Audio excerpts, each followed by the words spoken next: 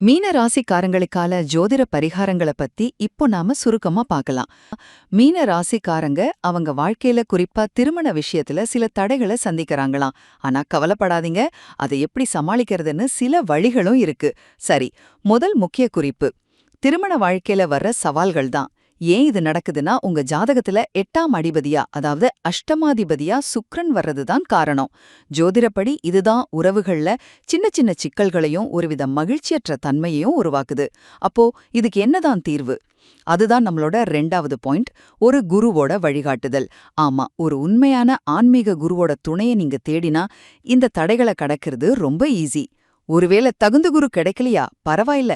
ராகவேந்திரர் இல்லனா சாய்பாபா போன்ற மகான்கள மனசுல நினைச்சு வேண்டிக்கிட்டாலே போதும், சக்தி வாய்ந்த பலன்கள் கிடைக்கும்.